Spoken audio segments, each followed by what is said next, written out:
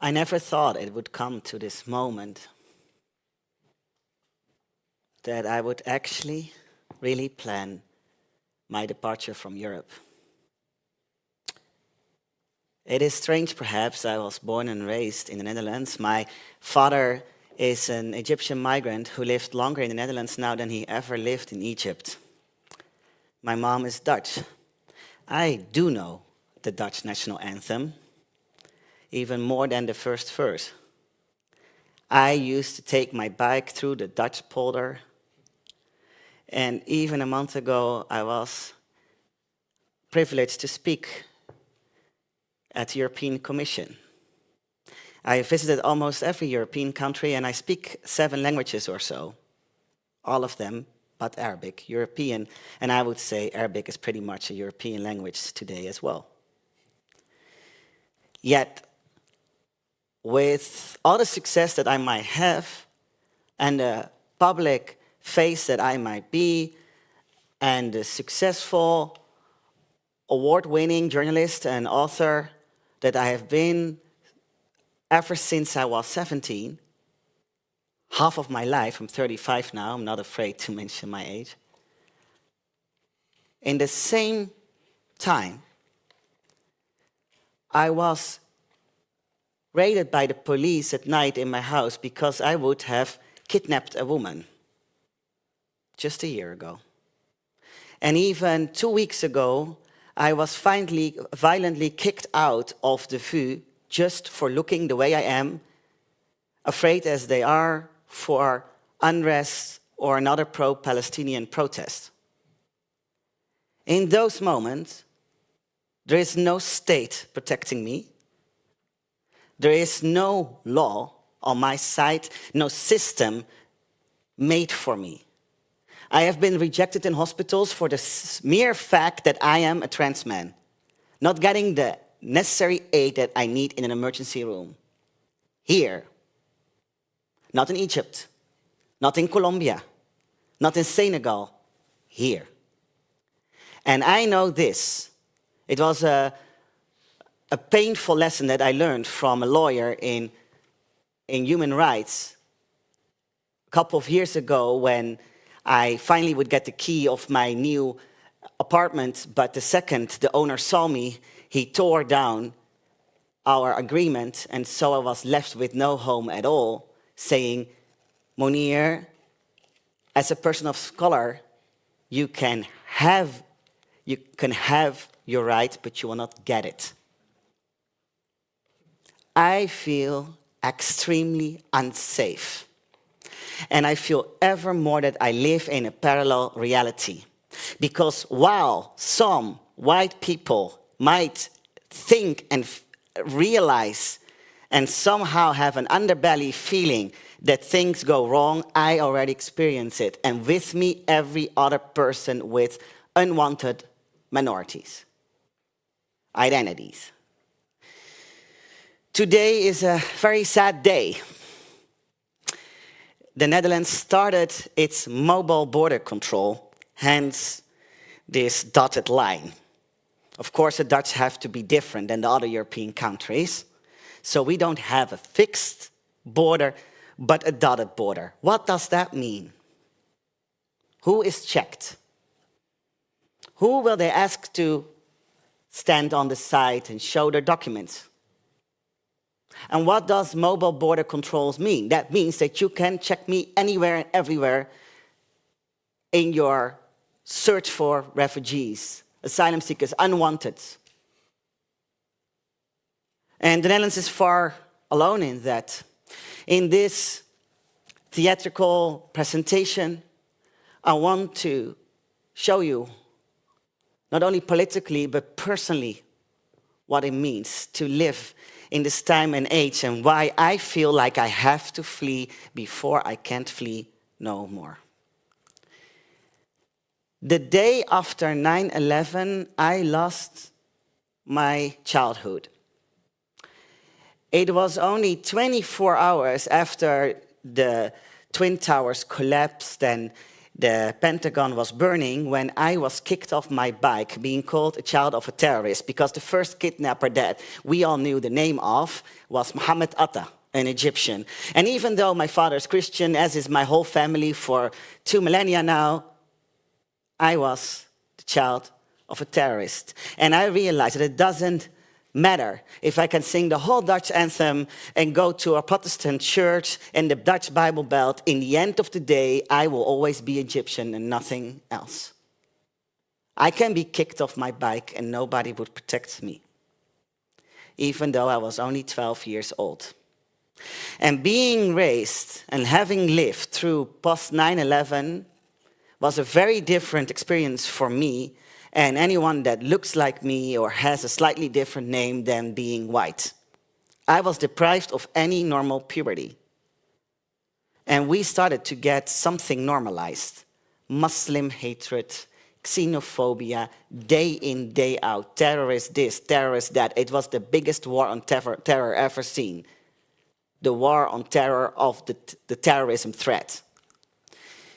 The US actually started a real war on terror, and the Netherlands and many other European countries like France and the UK joined happily to Afghanistan and Iraq to completely destabilize those countries and the whole region with it. There was another way of fighting. The drone came up, unmanned but not unarmed, killing people all over Libya, Sudan, Somalia, Yemen, Afghanistan, Syria, Iraq, destabilizing whole communities, killing entire villages, and no president has more blood on his hand than "You so loved, I have a dream, Obama."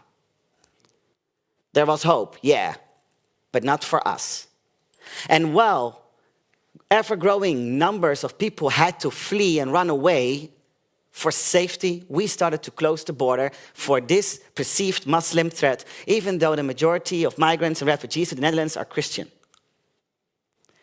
Then, when we don't need them anymore, we leave them like that. Can you remember the departure out of Kabul and Afghanistan, the takeover of the Taliban? And we left our partners, those that fought on our side for democracy and human rights. We left them, and they were clinging to the lost airplane, leaving, falling down, being crushed in the motor of the engines, the propellers. Well, thank you very much. We were very pleased to work with you. Thank you for protecting us. We won't protect you. And even today, the Netherlands still hasn't evacuated a big group of Afghans that has protected our own military personnel and diplomatic personnel and NGO workers over there. And the same counts for many other European countries. It raises questions about the US being this great ally, this so trusted ally. And it raises questions about how we care and how much we care about people that don't look like the majority group. In the meantime, we had the war in Ukraine. And suddenly everything was possible. Ukrainians were not considered asylum seekers or refugees here, and in many other countries they were freely allowed to enter Europe, even though they are not part of the EU nor NATO. That is to say, the white Ukrainian. Because in the meantime, any Ukrainian person of color, any international exchange student, any migrant worker was stuck on the Polish border, being brutally vandalized, experiencing all sorts of racism, being sent back into cold, rainy and snowy forests, freezing to death. Well, if white Ukrainians are not even perceived as asylum seekers or refugees, but as one of us, And their war is our war, while our real wars that we did in Afghanistan and Iraq, we don't know nothing about. What does that say about me if I have to flee and cross a European border? Am I allowed to enter? Or will I be stuck and treated like those in Ukraine that were not white enough, not blonde enough, not blue-eyed enough? This is what happened to them. They were also victims of a war they definitely didn't start. Meanwhile, while even the king opened up his palace to receive Ukrainian refugees that were white, this is what we saw in Terapel. And the position of refugees from Iraq, from Syria, and even our partners in Afghanistan that had to go to Terapel like they were any other refugee and asylum seeker, they had even less of a chance to find a bed, a bath, or some bread, because that was all given to the Ukrainians. So they came even behind their own list again, because all these Ukrainians were first rank, like white people in this country are first rank citizens. And I am a second class, I don't know. Does it even exist? And while we allowed, not only in the Netherlands, the same counts for Belgium, where men don't even get any bed, bread, or bath anymore, and many other European countries where either refugees are all put in an open-air prison like Camp Moria that has been rebuilt again with even more security control, or in big brackets in Lampedusa, or they are just left in the streets like illegal aliens. But in any other case, we allow this crisis to pile up because it is politically advantageous. We can pretend there is an asylum crisis, even though the number of refugees and asylum seekers to Europe has declined rapidly. Then we don't need to look at the real issues at hand. Because what are the real concerns for any other European, black or white? Living conditions, education, the climate catastrophe, healthcare, elderly care, the lack of economic opportunities, the decline of Europe as a whole, social instability. But first we blamed the Muslim. Then we turned the Muslim into the migrant because we got so accustomed to considering every migrant a Muslim that these words became equal to each other. And then when we realized we do need expats and we do like cheap labor that we can exploit, we suddenly turned it all into refugees, the most vulnerable of all.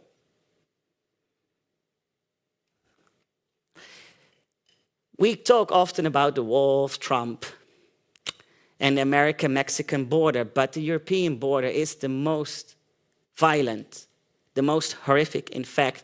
See here the number of deaths and missing people in the last 10 years that we are aware of. The Mediterranean Sea is a bloody sea. And then we have the mass number of people that die when they try to cross to the UK. There's one number missing here because that big dot is so big at the Mediterranean Sea. That is the number of people that die and is missing at the Eastern European border trying to get into Croatia, Serbia, etc. I had the opportunity to travel among the inner European border from Croatia to Bosnia, Croatia. It was difficult for me to pass those borders, as you can imagine, because I look like a refugee. What I found there in Bosnia, in burned down places, in shut down places, in the lost remains of civil war was horrible. Here you find, for example, an Afghan family. The father is terribly ill. They have been traveling from Afghanistan to Europe for over 7 years now. We're stuck in Camp Moria for a year where 2 of the daughters got raped. The children haven't had any education for those 7 years.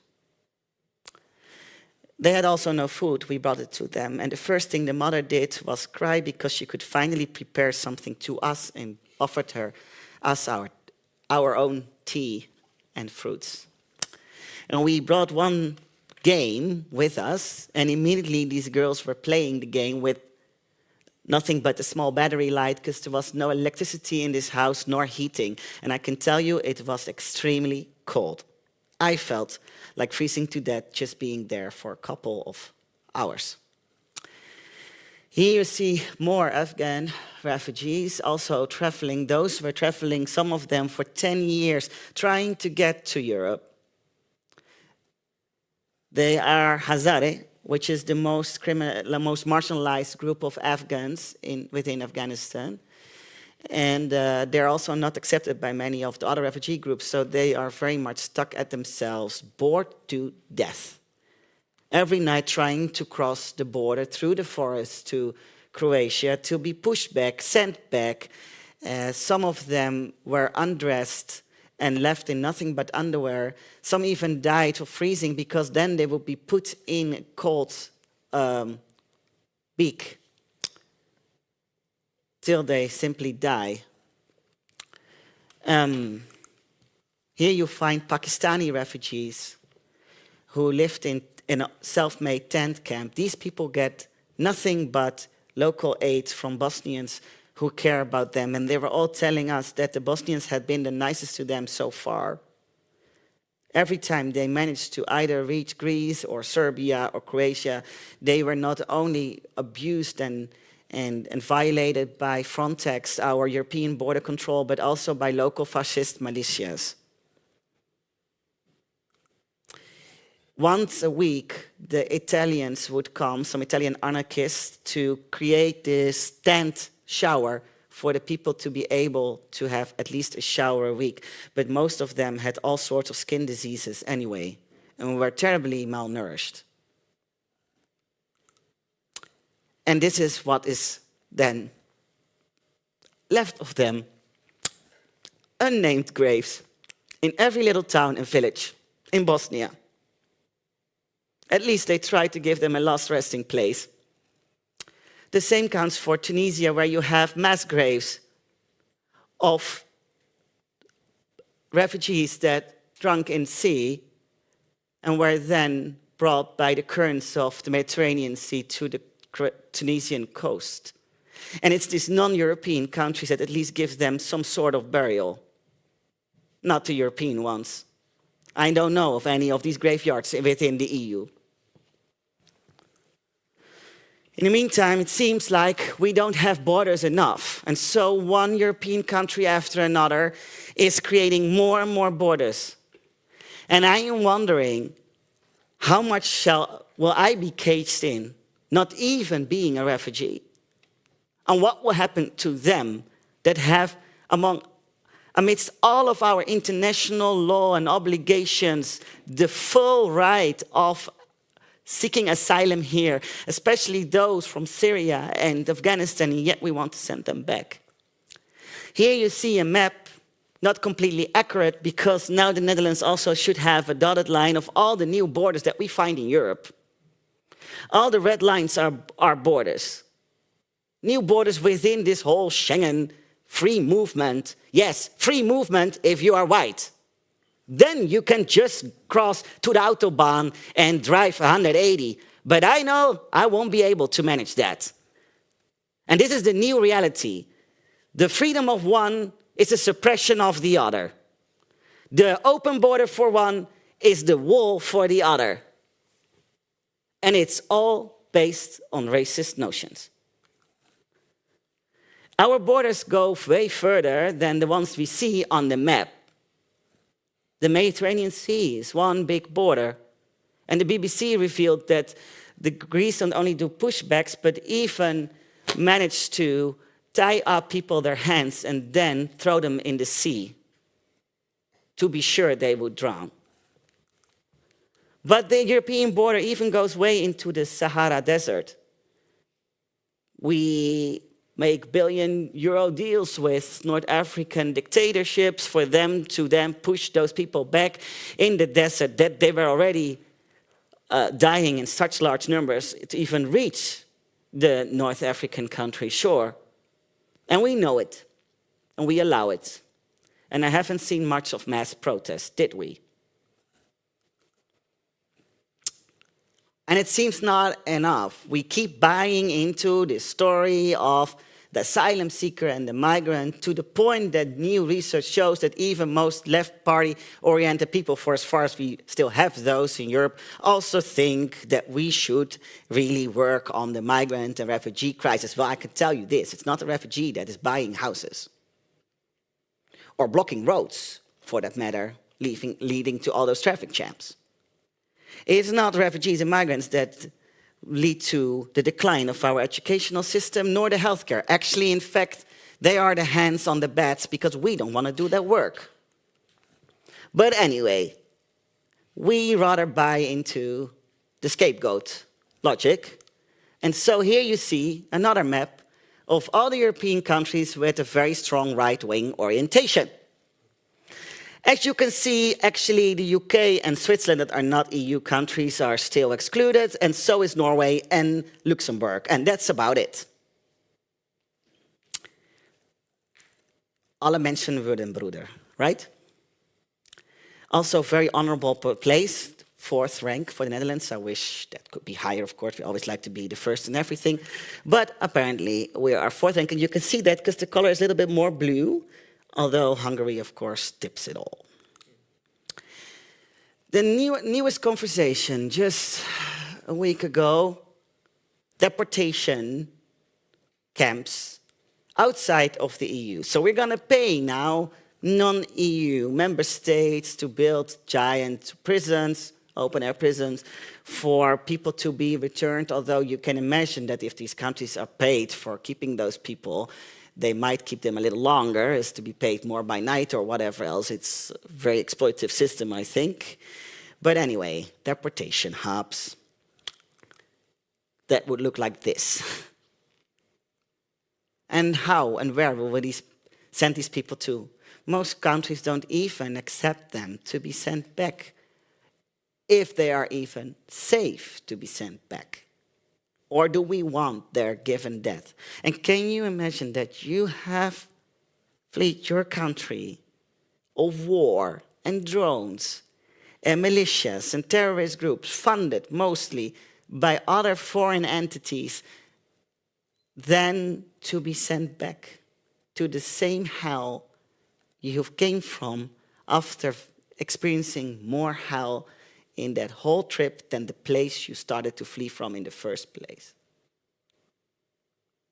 It is just trauma on re-traumatization, and we don't care.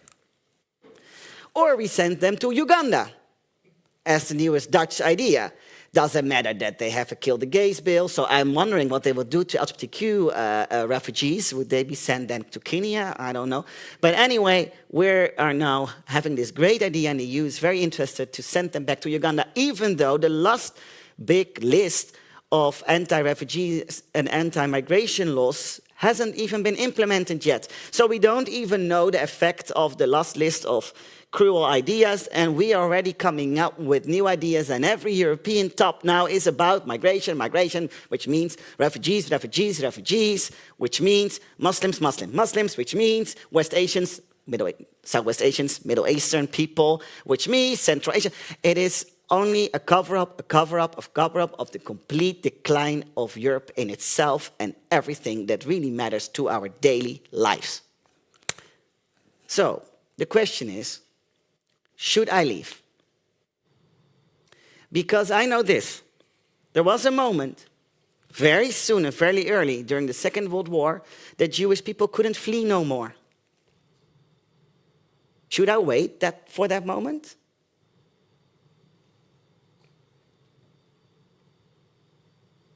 Should I await that moment till I'm completely dependent on you all for my own safety, because I cannot save myself no more, just like what happened to the Jewish people in Northwestern Europe? As I see a lot of similarities, I can actually hear the brown skirts already marching the streets. And I'm not the only one. When I visited a big debate recently on fascism, and how to recognize a fascist, I found it very interesting that every single person of color in the room said, we experience fascism. We think this cabinet is fascist. We see big fascist tendencies. We recognize the first sounds of war because we come from countries of war. Yet there was no person in the audience, white, that was willing or able to say, yes, this is fascism. They would say, it has signs of fascism. It looks like, yet we cannot really establish that yet. Well, I don't know what we are waiting for. I'd rather not await the full criteria list of fascism before I leave. So honestly, I want to ask you, should I leave?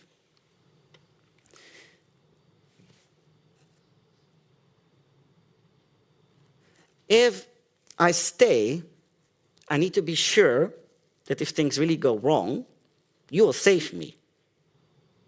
Because I'm not so sure I can save myself with this state and system. So, the Ukrainians were very welcome for a while, until we realized that having people in your house is actually quite unpleasant if it's longer than a week or two. But anyway, if I have to find cover and shelter, please, by show of hands, who would take me in? All right, thank you very much. You are the good mensch here. Not too many, it's not even half of the audience. Okay, so let's say it takes more than a year. Who would still have me finding shelter in your house?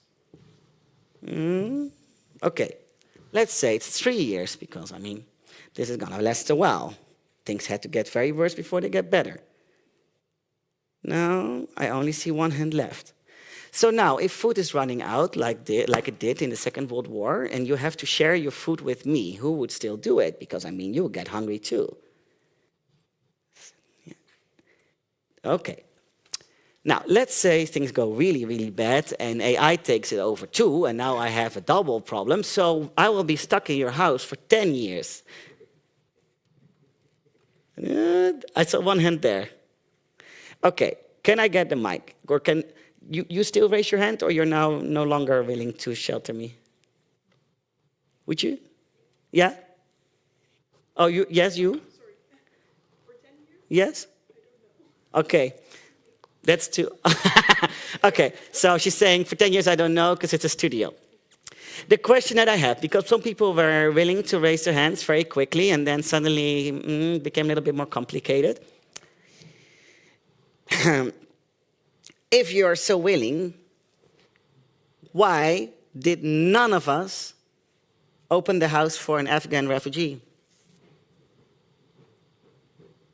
Or any other of the refugees in Ter Apel? None. There were thousands of people willing to open their house for Ukrainians. I haven't heard of one taking in a refugee from Ter Apel that was sleeping outside. So are we really able to say that you would give me shelter when we don't give people shelter that need it today?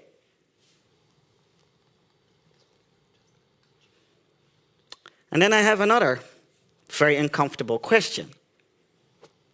Let's say all my ideas and predictions about climate change in my book, Joan Without the Will, Jonas van der Walvis, are right. And the Netherlands is flooding. I mean, we have seen Spain last week. So things are getting very serious, and the water can be here in a minute. But you are lucky, because you possess the little blue boat. And you have space for one single person. Would you save me or a blonde woman my age? Be honest. You have Iris, help, and you have me. Who would you save? You can only pick one, otherwise your boat will drown.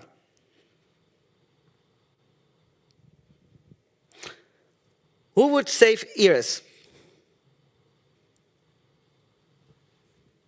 Now, don't say you will save me, because this is not the reality. We always think that it's the right. It's the radical right. The far right, let's just call it extreme right for what it is, that think this way and that dehumanize people. But if we are very honest, why is it my daily experience that if you can choose in the train to sit next to Iris or to me, you choose to sit next to Iris? Well, if that already happens in a train, how can I expect to be saved by you if you only have one person to save in your boat, and you have us two there in the water. I hope we have an equal chance, but this is not my experience. And I think I look quite nice. So, without making you, like, guilt-tripping you all, because I don't even know what my own personal answer will be, you could say, but you have to save the woman, ladies first. That would be smart. But then I can say, but I'm trans, so I'm even more marginalized, so hey, should I carry a rainbow flag? Maybe that will work. So anyway, if we're really honest, we're all part of the problem. For not caring enough, for being more prejudiced than we want to admit to ourselves, for being not aware enough of very little unconscious bias and tendencies to value one life more than the other, to find one human a little bit more comfortable than the other, or recognizable. If we were not aware of that, then simply look at Israel and Palestine. We don't value lives the same. And if that is the truth and reality of today, then I have to bring myself in safety before I can't no more, because I cannot trust society and government to be safe for me. And this is something we should start to realize. I know too many people of color making migration plans. Honestly, all of my friends. And it's because of this. It's because over and over and over we see that our lives don't matter enough, that if shit hits the fan, we can't even cross the border, that we will be stuck, left to death. Yet another refugee. And the real painful truth is that we all will be refugees sooner or later, at least here in the Netherlands. But actually, it counts for much more than that. Spain is drying up and flooding at the same time. Same counts for Portugal, Italy. We will see so much climate disaster, and there is so much rumor of war and war in itself within Europe. We don't even need a nuclear bomb on our head to already know that things are very precarious. And Europe as a continent is affected by climate change the most, which people don't realize. So if we know that we are the refugees of the nearby future, how do we want to be treated? How should we deal with refugees today? We better pray for mercy when it's time for these countries to have to open their borders for us. I would like to propose a very radical plan that countries like the Netherlands will take in more refugees than ever before in a legal manner through the UNHCR and the EU. That we will finally take our responsibility and take in refugees from Southern Europe and those countries that have had to take in way more due to our unequal distribution system, and that we will give refugees that really need refuge according to the UNHCR a chance to come here safely without having to use human trafficking and this horrible years-long inhumane route. But in return, we will get guarantees from the EU and UNHCR that they will take us in with large numbers when the flood comes. This is my radical countercultural proposal. And this will be the only way I want to stay in this country and this continent full of unequal borders. Thank you.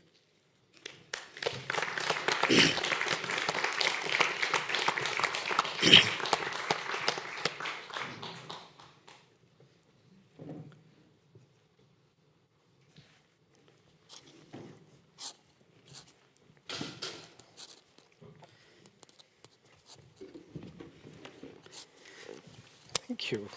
Good afternoon, everyone. Thanks for coming. I am Edward Akintola Hubbard, and I am the chosen moderator for today's discussion with Mounir.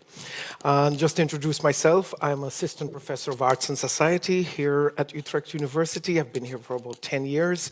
And in my other life, I am the Artistic Director of the Amsterdam-based artist collective, Dark Matter. I'm a curator, I'm a photo and video-based artist, and an installation artist as well. And I'm really, really honored to be here. I just want to welcome the audience, both here as well as online. And Mounir, thank you so much for a fantastic presentation. And I should say right off the bat that I have a very personal interest in this topic. I mean, obviously, but aside from that, in my own work, I'm also dealing with questions of, well, what I'm calling the anthropology of unwelcomeness. So this, your work really, really, really fascinates me and interests me. I guess my first question is, and we're gonna, of course, we're gonna have a little talk and then toss it to the audience, both here and online. But I guess my question is more of a devil's advocate kind of question. Sure. What are you talking about? The Netherlands is the most, liberal, progressive, country. This is what we always hear. It's tolerant, it's ultra-tolerant. The problem is, as long as we believe that, then we are unable to discuss any of these topics because it immediately leads to cognitive dissonance. So, I think actually many people are waking up now, realizing it's not that tolerant and all. Took a while, but hey. But the thing is, whereas the most Dutch people think they are not nationalistic at all, we actually have a very, very strong national socialization and public diplomacy program branding the Netherlands as progressive, ahead in many things, etc., etc. And this is truly believed not only by actually any other foreign national that I meet outside of the Netherlands, but also by the Dutch themselves, to the point that if I would be on holiday and I would discuss these things with people locally and they would ask me about the Netherlands and they would be shocked by what I tell about personal reality and experiences. Most Dutch people get very offended and start to intervene in the conversation, changing the narrative, even though if I would ask them, are you happy with Wilders? No. Do you think the Netherlands is progressive in trans rights? No, not at all. So why are you now still doing this diplomacy work for the Netherlands? But there's something about the Dutch that they need to believe this about themselves, and it makes them unable to confront ourselves with the reality or mirror society. In my newest book that will be published the 19th of December, the Nederland voor de Nederlanders, mijn antwoord op extreem rechts, so the Netherlands for the Dutch, my answer to extreme right.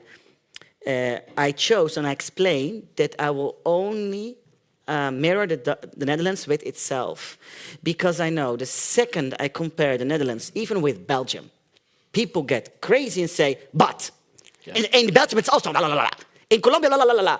In Spain, no, in Spain, and therefore, anytime, any country, and especially a non-European country, so an African, South American, Southeast Asian country, actually is ahead in anything or has an interesting solution or way of doing sustainability or whatever. Just think of any topic. The Dutch cannot stand it. They need to be the best, and so to prevent that response from happening, because I see it in every little post that I write, even by my biggest fans. I said, it's very sorry that I have to stay behind the dikes and I can only compare the Netherlands with the Netherlands, but even if I have to compare the Netherlands with the Netherlands, I can. Because this country is changing so fast that I have plenty of examples how it could be, have been, and isn't. No more. Well, my next question then is, you brought up race a lot in this discussion, and I was really impressed by that. And you're not talking about this sort of Dutch defensiveness. Why do you think race is such an integral factor in European nationalisms? Well,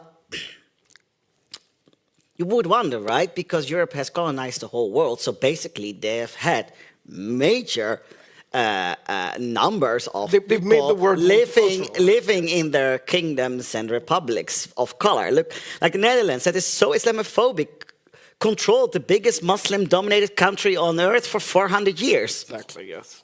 You would think that rub off, but no. Anyway, so What I found very painful and interesting, when I visited European Commission, I got the privilege at some point to speak to the general directors. So that's on the highest floor. People were very nervous. Apparently it's like the Holy Grail, and nobody has the right to enter the highest floor. How hierarchical do you want it to be? But in the end, I could go into the secret elevator to the highest floor, and there I had lunch with the general directors. Well, the first thing I noticed that all the images on the walls were of white men above 55. And this turned out to be all the general directors in the last decades. So I said, well, very promising if you are a woman working for the European Commission. Then they already shut me up. I was not allowed to say that. So, okay. So I went into the room, and there I saw indeed only white men and one woman, all of the same sort, type, age, most of them Italian and French, making nothing but comparisons to jazz concerts and orchestras, saying, I'm like a conductor, and even though the conductor is like a magistrate and like a dictator, still he knows how to create a great symphony with 150 people. And I was like, wow, what a view on politics and policy. But I realized if this is the European Commission, if these are the people, then I understand all these inhumane regulations, because they have no clue. And the thing is, at some point I was speaking for a big audience of employees of the European Commission about diversity and inclusion, and I didn't see one black person. Yeah. I didn't see one person with a headscarf. I didn't see one person with my skin color. And this was a diversity and inclusion group. So I don't know what a diversity and inclusion was. Probably I saw some gay men. I have a gaydar, hey. But for me, Europe is very... It knew how to exploit, but it didn't know how to merge and integrate in a simultaneous way. So instead of learning from these other cultures and those countries that we colonized and the people that we met, we killed them, we suppressed them, we abused them, we oppressed them, and now they come here and they turn out to have talents and views and ideas and dreams and faith, whereas these countries are, especially in Northwestern Europe, is very sensitive about religion. So it's very complicated when you see expressions of religion, like a headscarf, for example. And in that regard, I found it very interesting when I visited that horrible Holocaust museum in Amsterdam that is definitely very much pro-Israel. I learned something very intriguing. When the Eastern European Jews run away from the Nazi occupation and flee to Amsterdam, the first thing they did was to cut their hair and redress to the Dutch custom. And then I thought, what interesting. In the UK, you see ultra-Orthodox Jews dressed like such. Antwerp, definitely. France, yeah. Denmark, sure. Germany, yes. But in the Netherlands, aside of one single street in Amsterdam South, you will never find a Jewish person looking like an ultra-Orthodox Jew. And I thought, what is it that we are so sensitive, even in that time, about religious expression, publicly, because you cannot miss an ultra-Orthodox Jew dressed like one, and cultural expression too. And I think we simply think that we are very diverse, blah, blah, but we have a very homogeneous culture. En doe maar normaal, dan ben je gek genoeg. And we all have to look the same, think the same, be alike. And a skin color you cannot drop off. And a very gender non-conformative look is not to be missed in the street.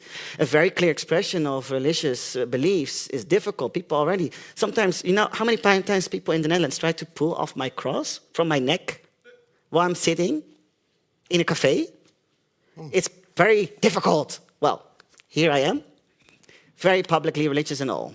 And we have to learn how to deal with the reality that we are a hyper-dynamic country, continent, with all sorts of people, and that actually we are way more diverse than we think we are, even if we look at the same identity groups. So we forget that. That's why I promote this idea of diversibility. I'm only different from you being different from me, right? And we're all different from each other. And three white people don't like to be considered a community. They are three different individuals.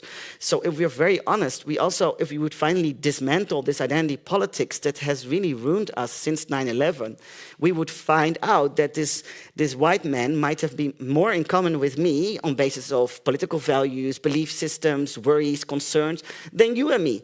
I don't know. I don't know where you stand, why you wake up for it morning, what your belief system is, how much you care about climate change. I don't know. I think you're nice, though. But anyway. So you know, to be honest, we have this with such strong notions. And then even those that think that they work on diversity inclusion are just recreating it by, for example, then taking in a black employee, because then we have knowledge about colonization and enslavement. Whereas you might actually hire a white person that's used to sing Free Free Nelson Mandela at Museumplein and was always against Black Pete. Well, I know black women that voted PVV. Yeah. So we really have to also readjust our idea that you are this color, so that means you stand for this, you vote for that, and you believe in that. Yeah. It is nonsense. But this topic came up quite a lot in the last election, is that the idea that, you know, a city like Rotterdam is, you know, many, if not most of the votes for the PVV came from Rotterdam. I live in Rotterdam. It's an extremely diverse city, yes. Probably as diverse as New York, I think. What explains immigrants voting for the PVV, voting for a party that is, you know, violently, has this history of violent opposition to immigration? Well, by proving, like, you think we are afraid? No, we don't care. You see that most of all, you find that opinion among Moroccan Dutch. But the young ones, they want to show. Oh, you think we are afraid of that? Minder? No. You know what? We'll vote on them too. We're not scared. And you find that especially among practical schools students. They voted in large numbers for the PVV, and it has several reasons. One, if you ask a general young Dutch person which politicians they only know Rutte, who is gone now. Okay. Made a great promotion, making us the world ever more unsafe.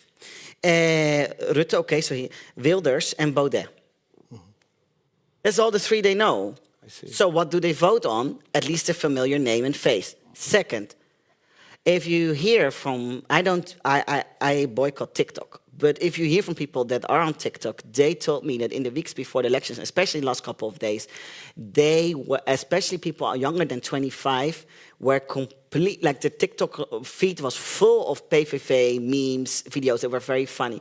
They were not made by the PVV, they hardly have a budget. They are made by Russia and Israel, who have whole legions of digital employees doing that. So it is also very interesting how our elections are not that democratic because they're influenced from outside.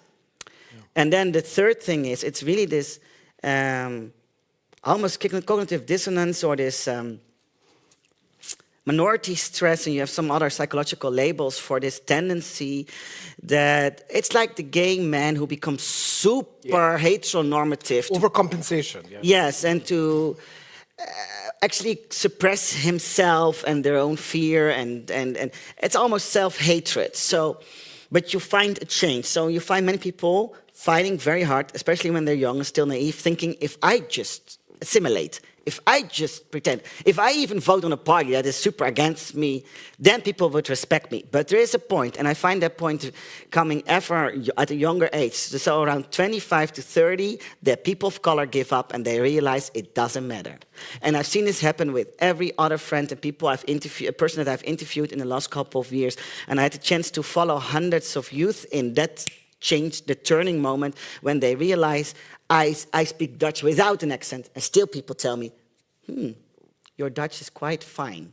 So then I wonder, do you hear an accent or do you see an accent? Yeah. And so people say, I put off my hat, I took off my headscarf. I voted this, I did that. I was the only person of color in the classroom. But in the end of the day, suddenly I heard this joke or this remark and I realized it was all in vain. I will always stay the Moroccan, the Turkish, the Persian, the Afghan, the whatever. And so then they say, okay, no matter, you know what? Then I'm going to be that to the full, with every stereotype as well. And this is a very... there were Jewish people in Germany voting for Hitler as well. Like, if we just contain him, if we become part of this party, or whatever, then... We'll be safe, right? Well, we all know what happened with that. Exactly. Exactly, yeah. I want to still ask about, I'm trying to find a diagnosis here, because in your presentation you talked a lot about the rise of the right wing. You painted us a really bleak picture, which I think is, I'm on board with you on that, a really bleak picture of the future. It will get worse for a Right. while till it gets better. And But then it has to get more worse before people realize what's happening. Well, I guess my question then is, what is behind this? How can we diagnose this? I've been coming up with, and I've heard this in your presentation because you gave so many examples, in some of the when you kind of tested the audience. Is this a problem of empathy? Because I think that's what your presentation was kind of telling us to some extent. Is there a decline in empathy? Well, let me use a very beautiful biblical depiction here. When Jesus was asked by his disciples how to recognize the end of time, he gives all these examples: earthquakes, fires, wars, rumors of wars, etc. And then he says a very interesting thing. And out of the lack of love, the heart of many people will grow cold. And every day I'm realizing this: the heart of many people did grow cold. We got so numb, so tired. Those that do care of the system, how brutal it is. Like, where do we start? Where do we end? The heart of many grew cold, either out of like selfishness, but those that do have a heart, out of desperation. If you really open up your heart day and night, you are crying day and night. Only 2 weeks ago, there was a small item, very limited, in the Dutch news, saying that children in the emergency asylum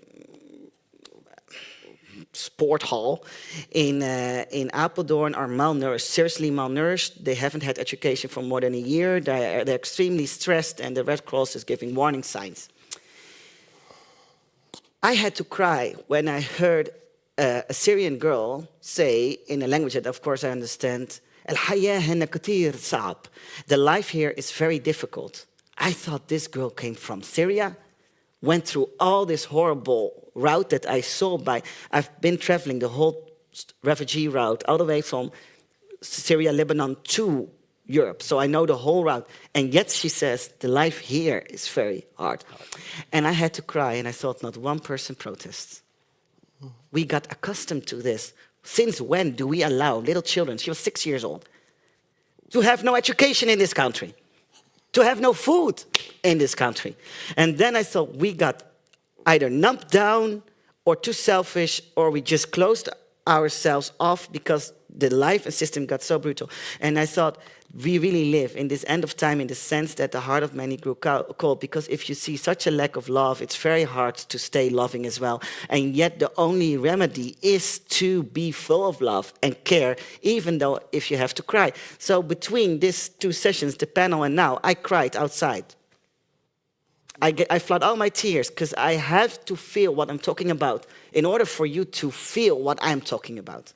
And if I say, yeah, but this is too painful, I'm not really willing to cry between 2 and 3, then this will be a very cold, rational performance or presentation. But I would rather cry for an hour and get some more wrinkles for you to feel what I say, because we need to start feeling again. The heart of many has to grow hot again. Well said, well said. Do we have time for some questions from the audience, please? And also from the audience online. Anybody? Yes, at the back. Way up at the back.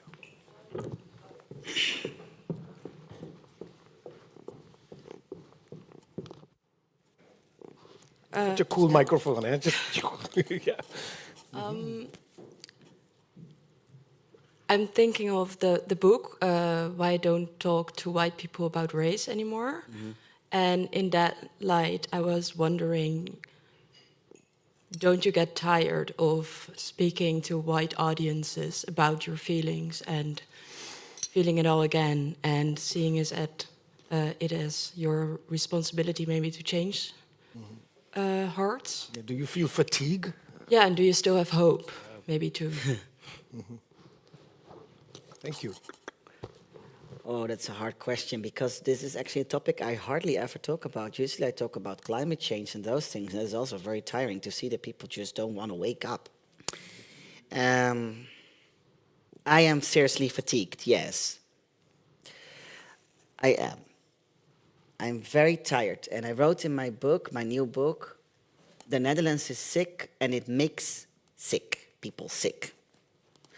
I seriously have PTSD from this country, and I can only list like 10 incidents in the last couple of years. People say, how did you even survive that? Then to be alone, just standing under my shower, feeling guilty about so much hot water, trying to get the trauma out of my body all by myself. It's very tiring, very difficult. However, I've always been an unwanted messenger, but I find it my duty to at least warn as many people as possible so we cannot say wir haben es nicht gewusst.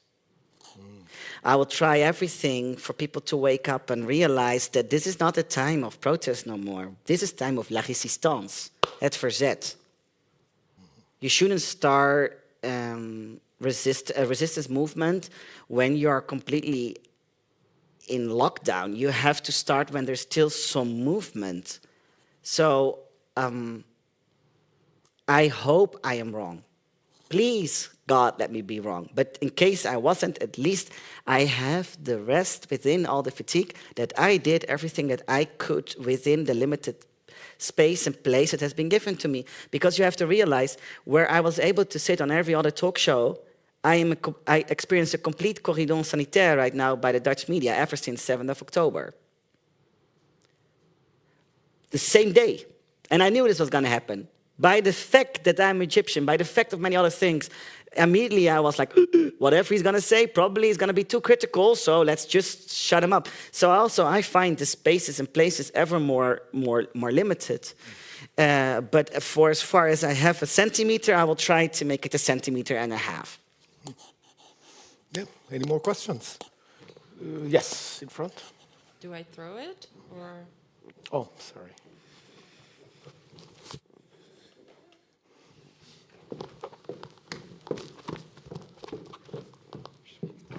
Thank you. Do you have another passport other than Dutch passport? And if yes, based on what you said about Dutch people and the Netherlands, will you use your Dutch passport from now on? Because you said that you are leaving. Yeah. Okay. Well, I have a connected question too. So. okay. It's very difficult and dangerous in this time to reveal if you have 2 passports or not. If we think about the PVV and the 3 laws that they put in the fridge for now, they said, but they actually really introduced in Dutch parliament before. One of them would mean that my father, sister, and I would lose our voting rights for having a double nationality. The second one would be that my father would lose his job because he works for the government, and with a double nationality, you would no longer be allowed to do so, and my sister would also lose her job as a psychologist. Then the third thing, I will be imprisoned for having a Quran, an Arab one, that's 5 years, and a Dutch one, so probably that's 10 years. I can be put in prison for 3 to 5 months for visiting a mosque, which I do so now and then. Every time I visit one, that will be 3 to 5 months, and I can be put in administrative detention for fear of terrorism without interference of a lawyer or a judge. These were real proposals in parliament. So, if you don't mind, I don't talk about passports, but I want you to realize this. I come from a Christian family, and this would be the effect on my Egyptian Dutch Christian family. And again, when I wrote this out, like when I heard about this and how the media wrote it, oh look, he's going very Miller, going very modest now. They're putting it in the fridge for now. So we have a centrum-right, very government, and wow, this was the last stumbling block, now we're there. All I could think of, these were real proposals. These were really written down and even introduced in parliament. And then I wrote a LinkedIn post about that, and the shock by white people when they realized that I would actually be in prison for life was so painful to me, because then I realized again that most people just don't feel the results or even the fear that this brings up, and the pain and the disbelief. But I used to have another passport. As I transitioned, I lost that. So some lives and some identities can really be very conflicting and difficult. Yes. Yep, great. And if I apply to a new passport from another country, then I lose my Dutch one, so then I'm no longer European. Yes. It is a very complicated time. Yeah. Well, I have a slightly connected question. Yeah. And I think I really have to ask it in terms of, you talk about leaving here and going back home or going to Egypt. No, I'm not saying that. Oh, you didn't say that. Okay, where are you planning to go to Egypt? Where are you planning to go when you leave? I will Where do you reveal that consider later. safe? Yes. I will reveal that later. You'll reveal that later. Yes, I have my moment. With my book launch, I will reveal that. Sorry, people, cliffhanger. No problem. Would be still this year. Any questions? Any more questions? But wait, there's one thing very important. I don't believe that other countries are better. Actually, it's not like that. But I did experience visiting countries all over the world, as a journalist as well, that there are countries, at least where I don't have a skin color. Yeah. Where at least my gender identity really doesn't matter at all. Those countries do exist outside of Europe, you will not believe it. Where my faith is the most common thing. Where being considered as a safe or non-threat is the norm. Where being Egyptian is the holy grail. Where they call me Cleopatra instead of Cleopatra, out of themselves. Now I'm giving a hint. For me, this gives me back my humanity and the breath of fresh air for then to finally work and think and do. So one of the things that I try to explain to people is white privilege is to be what you do instead of to do what you are. Here, I'm so stuck with all the identities that I hardly have any time to be a professional, to work on the things that I care about. And even if I'm then allowed to speak about the things that I care about, like climate change, which is more of an expertise thing, I am only allowed because I will be the one voice of color on that topic. And so when those identities and labels and constantly naming falls away, my whole body becomes so calm at ease. I find my voice going down, talking much slower, sleeping much better. There are so many little things that prove to me that I am constantly stressed and nervous and tense and traumatized in this country. And I will not quit Europe in trying to change Europe, but I do need to bring myself to a place of safety and healing in order to give the best of me. So you'll not be done with me, you will still hear my voice, but I will live somewhere else. So at least I don't have to worry about that, and I can breathe and be whole and become myself beyond identities, because sometimes I even forget that I am more than a box of identities. I have passions, there are things I wake up for in the morning or things I dream about at night that really have to do nothing with identities, I can tell you that. So. Yes, any questions? Yes.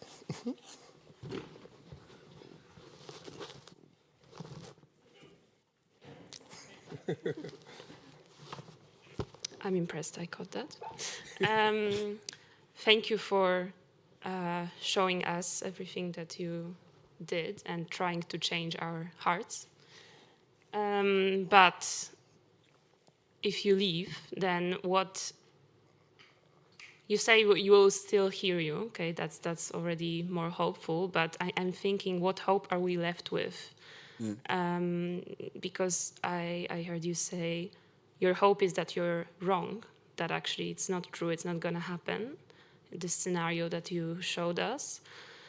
But still, I like to think of any other hopeful scenarios. So one thing that I had a suspicion about, that, well, you were asking us questions about whether we would host you or give you food. At least I was thinking about me, myself, one person. Can I, as an individual, host you? And that's a difficult question. And then we saw one person can only raise one hand, right? But then I thought, okay, maybe I can't host you for 10 years, but I can take you for a couple months, and there is a community of people that I'm a part of that we can take you in as a group. So that's my hope, that maybe the solution lies in going into collectivity and community and trying to see beyond our individual selves. What do you think about that? And is it naive or, what are your hopes? You have to understand something. I'm not a quitter. I've never left a relationship, even though it was very toxic. I always thought, if I do this, if I work harder for love, if I would change, if, I never, ever ended a relationship in my life. And for me to even think of leaving Europe, because I'm no longer thinking of Netherlands, but Europe as a whole, is more difficult, and I'm more mourning over it than I have about my transition. And I didn't think anything would be harder than that. And even yesterday I was saying to my friends, I feel too guilty giving up. But then the question is, how long do I need to suffer and think it's me, me, me, me, me? And when can I say, listen, I wrote down my message. A book is going to be there. This is going to be my goodbye letter to my biggest toxic love affair in my life, called the Netherlands. I have not had any other experience with more gaslighting, more violence, more abuse, more exploitation than living in this country. And even with the work I do, I still sustain the system. Even my tax money still goes into genocide. I don't want to be part of this no more. It's going to be my first and final breakup in my life. And from that place of strength, consider it being a political asylum seeker. Consider it being, how do you call it, like verbandeling, no, not abandoned, like someone who lives abroad for a while, like thinker, political activist, to then come back when the time is right. Because I know something. Exile? A person living in exile. Thank you very much. So consider it like me going in voluntary exile, although how voluntary is this? Is the question. For you all, when you finally wake up as a country as a whole, I'm not saying you. And to realize we need a different leadership for me to be whole enough to return and be able to take such a stand and position. Because if I stay here, I will be so sick to the point that when finally people will be able, for people like me to be put in position, I have nothing left to give no more. And this is a very complex, personal struggle and journey where I have been thinking about for years, and I always said, no, I will not quit. Then I saw the election results. I was like, I feel like I have to start thinking of migration. And then when I saw the Hoofdpijnakkoord, the Hoofdlijnakkoord, the main accord, and the coalition of the cabinet, like the people that they chose, and then I realized, no, this is not even a question about migration no more. This is a question about fleeing. And things go so fast. And they have to get much worse for people to wake up and realize, and if I want to be able to be a leader, so at least I need to be whole. And for me, the hope is that there will be a point that people realize we need to change. We don't want this no more. But we haven't reached that point, that low point yet, because white people don't realize yet what they're losing themselves. Because in the end, this is about rule of law. In the end, this is about human rights. In the end, this is about democracy. In the end, this is about the parliament, function of parliament, and the state. If one person loses their rights, so all lose their rights. There is no justice until we're equal. So, but the pain is not felt the same, and I think I can finally say I am allowed to leave in order to give the best of me and keep the best of me. And also, by the way, nothing is done about climate protection, so I might better, start building an Ark of Noah so you can all flee to me when shit hits the fan. Okay, I think I got the time signal, which means I think we're out of time. And we end with the Ark of Noah. No, Wow. exactly, the Ark of Noah. I think, and of course, if there are more questions, please feel free to come forward and ask them of Mounir. I But do have hope, though. Yes, well, this is a good thing to end on. Yes, I do you have do have hope. You do have hope, and you do have community. Yeah, wait. No, I do have the hope. Things will get better, but they have to get much worse first. I see. And I think it is a great thing to say, listen, we all talk about allyship. Here you are. I did more than 20 years of public service. I was 15 when I wrote my first column in a Dutch newspaper, national newspaper. You know what it was about? About a wolf with white peroxide hair called Geert Wilders. 20 years ago, I warned about him. Now here I am, 20 years later, and I think I did 20 years of social service, and it cost me everything. Psychologically, physically, mentally, financially. I think I can say, I love you, but this is my breakup.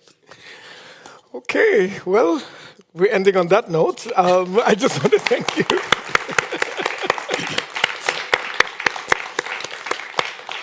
I just want to once again thank Mounir Samuel for an amazing performance, and thank you, audience, both here and online, for joining us.